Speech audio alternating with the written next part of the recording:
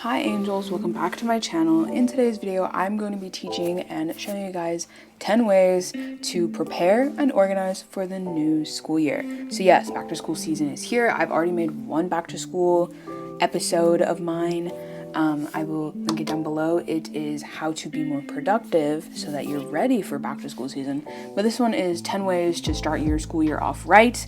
I'm going to teach you guys how to prepare and organize your life so that when you go back to school, nothing is a surprise. So if you don't want to miss my back to school season videos, I'm going to end them September 11th, which is a Sunday, is the last back to school episode. So make sure you guys subscribe and hit the bell so you never miss another one of my videos. I post every single Sunday and I hope to see you guys then. So let's just get straight on into the video. So my first little tip is to go shopping now. Now this may seem like duh, like come on, we all should know we should go shopping now, but whether you're going shopping in person or online, I would highly recommend, if you're shopping and you're gonna go shopping after you watch this video, I would highly recommend you go in person, because I was looking on Amazon and literally everything for some reason is on back order. So I have ordered a couple things, like a pencil case that I'll show you in a little bit and a backpack. But other than that, I wanted to order like some aesthetic like stationery, but they're all on back order, so yeah. So I'm just gonna go to Target, but that just makes me feel like I think we should just focus and get past the whole aesthetic stationery and kind of focus more on trying to get more practical stationery that you guys can use every single day. So that's why I say do your shopping now, because if you wait later and you procrastinate it, there's going to be less of a chance you're going to find really practical and really useful products for you to use during the school year. So you might be thinking, duh, like I need to go school supply shopping, but a lot of people wait until the last minute and then they can't get everything that they need. So here's me showing you my pencil case that I got. I will show you, I want to do a video on what's in my pencil case and also what's in my backpack. So here's the backpack, just a little sneak peek if you're still watching, because, you know. But just do your shopping now and try not to order on Amazon, because as I was saying, I looked it up and a lot of the things that I wanted were on back order, or they just like were out of stock. So I would try to start going in person. I don't know if I should go to Target or Staples, so let me know down below which one you guys prefer. But I definitely, once you guys see this, I will have already gone shopping, because I like to pre-film my videos. So yes, go shopping now. Here's my beautiful backpack, just a little sneak peek for you guys.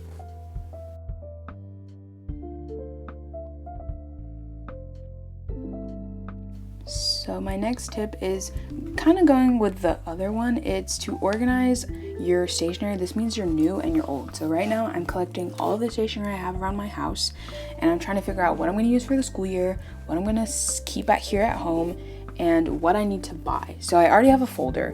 I do need to buy another folder because I looked for one of my courses, which we'll talk about later. And it says that I need a folder just for the class. So yes, I have 3 notebooks already, so that leads me to believe that I only need like 3 or 4 more, so for my other classes. But some of my classes, they're just like very basic, like I'm in an orchestra class, so I definitely don't need a notebook for that.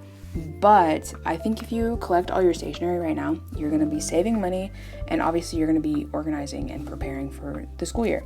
So if I was you, start organizing your stationery so that you know what you need and what you don't need to buy, because there was a time where I used to buy so much stationery for no reason. Like I used to just overspend money and then never use it. So I would recommend maybe buying the bare minimum now, and then like a little bit later you buy a little bit more and then a little bit more to kind of correspond with all of the stationery you really need. So if I was you, like last year, you can do this year, stationery that you don't use, I used to like throw it out. So maybe you should keep it, so then next year you can use it again and you'll save that money.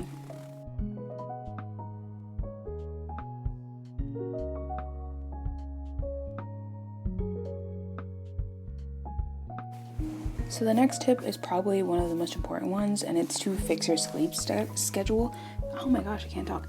Fix your sleep schedule. So this doesn't mean like go to bed and super early and then just randomly wake up like at 3 in the morning and like start fixing your sleep schedule. You need to start waking up around the time that you're going to go to school and do all that stuff. So for me, my school opens, like I need to be in my class at 7:43. Such a weird time, but it's when my classes start.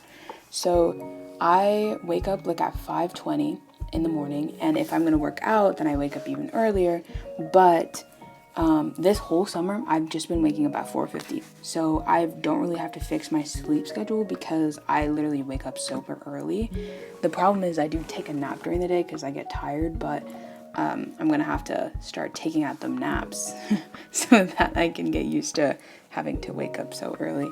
But here's the thing, sleep is such an important thing for when you're going back to school and like school in general, because you can't learn if you can't sleep. Like there was one day where I went, like I only had 1 hour of sleep and I felt like a zombie. Like I literally felt like I was gonna pass out. I was gonna faint because I just felt awful because I didn't sleep, and I felt like my brain just felt overstimulated.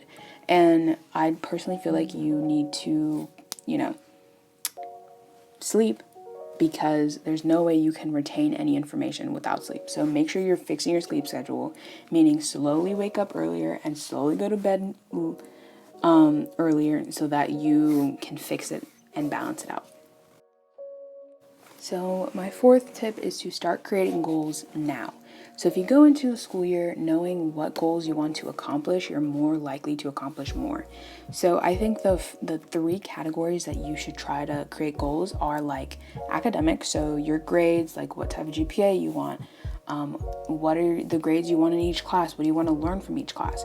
Then you want your social, like do you want to join some clubs, do you want to focus on sports, do you want to make a new friend this year. And then I also think like a personal one, which is like kind of like out of school. So like I want to eat healthier, I want to sleep better, I want to do all this stuff. All of that stuff kind of goes in with this new school year.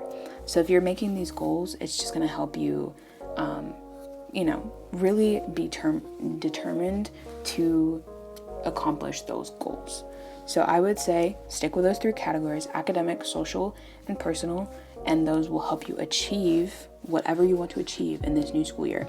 So I personally wrote 4 goals under each category, and if you don't need 4 goals, like you could have 1 in each category, but at least you have a goal that you want to accomplish in this new school year.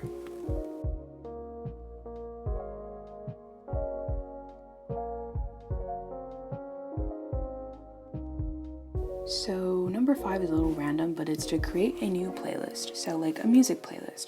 I kind of correlate my playlists with my moods. So like for me to be determined to like study, I have a studying playlist. For me to be determined to like get homework done, I have like a certain playlist that I could listen to with words. And then I have a certain playlist that doesn't have words.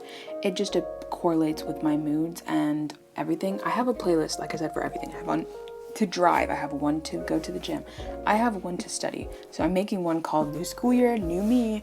So I don't know, I'm just gonna add some random music that makes me super happy and kind of go from there. But personally, I think music just helps me kind of focus on the task at hand. So again, you don't have to listen to music. Like sometimes it's good to, work in silence, but I think creating a new like playlist kind of helps you have a clean slate and a clean start to this new school year of yours. So I would recommend starting a new playlist so that you can get determined, motivated, and excited for this new school year. I also forgot to mention, if you want to listen to my studying playlist, I always have it linked down below. I can't talk today. Linked down below in the description box if you would like to check it out. So this next tip really helps if you're kind of psyching yourself out. Research about your classes. So do research about each of your classes. Like I was saying, it really helps if you're like psyching yourself out because you're like, oh, I heard this class is super hard, or like I heard this class is super easy. It kind of helps relax me personally because I have anxiety, like not social anxiety, but like I guess I make myself nervous. So like when it comes to the new school year, I'm like, wait, did I choose some like really hard classes? Because like I was thinking about that the other day. I'm like, I just got a job and I do YouTube and I have to go to school. So I need to figure out a balance. But I think researching your classes just kind of helps relieve that stress, but also prepares you for what you're getting into. As far as researching your classes, I would also look through your syllabi, which is like the plural of a syllabus, to make sure that you know what you need to bring for your new school year. Because I looked through one of the syllabus from one of my classes, and it literally told me you need a notebook and you need a folder, like I was saying earlier. So I think if I didn't look at that, then I would have never known. So I think researching your classes kind of helps, A, relieve the stress and nerves of taking that class, and B, just helps you buy the stationery you need, and C, which is the third one, is it just kind of mentally prepares you for the work that you need to do, and you can kind of put in your little study routine if you want to.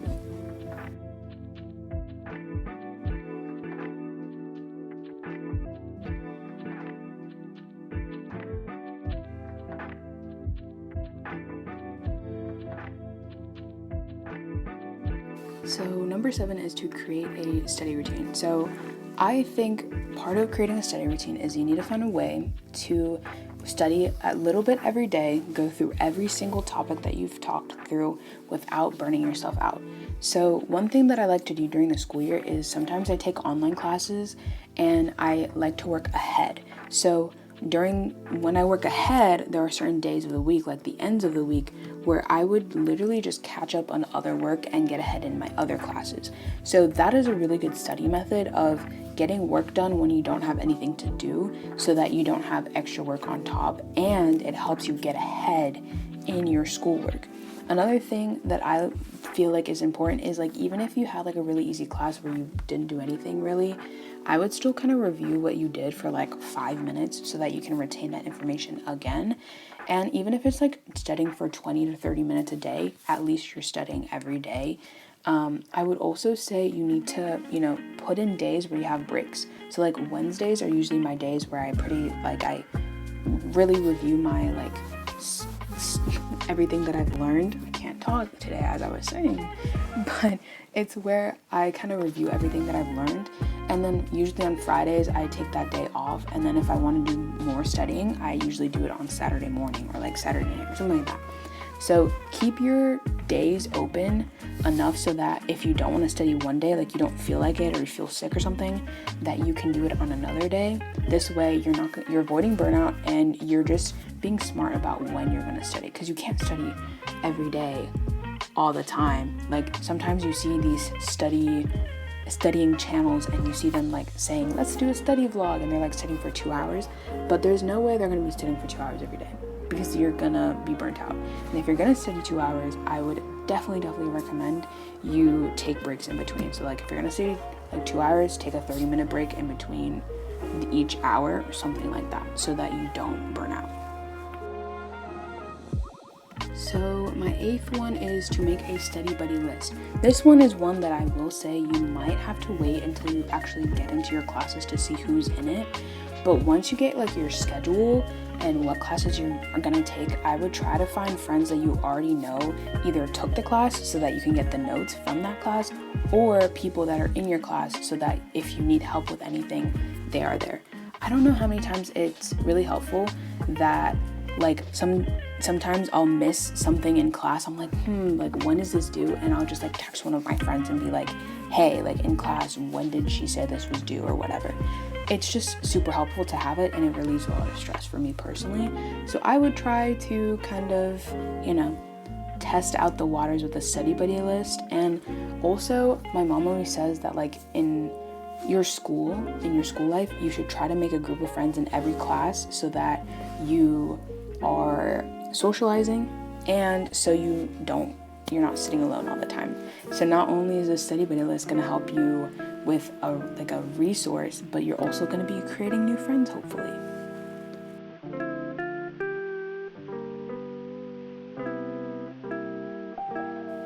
So my second to last one is exactly what it says: go over old material. So I'm going through my Spanish notebook in this little footage of mine that I have, but I have different notebooks for every class. So like I would go over some old materials if they attach to another class you're taking this year. So like for my math class, I really can't go over last year's stuff because last year I took geometry and this year I'm taking algebra. So I can't like look back because they don't correspond. I did take algebra 2 years ago, but I don't think I have my notebook around. I probably should have kept it.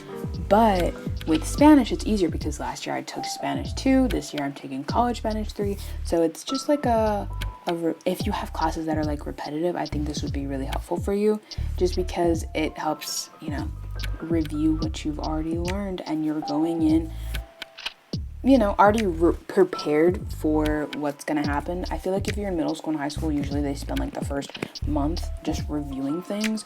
But if you're in college, I think they just go straight into it. So that's why I'm saying review, revise, try to figure out what you want to do so that you can go into the new school year with, you know, a lot of knowledge already.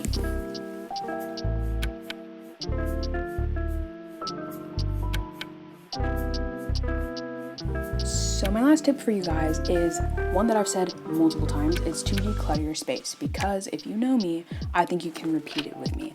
If you have a cluttered space, you're gonna have a what? A cluttered mind. If you have a clean space, you're gonna have a clean, organized mind. I don't think I need to say anything more than that, because I personally think that you should start the new school year with a clean slate.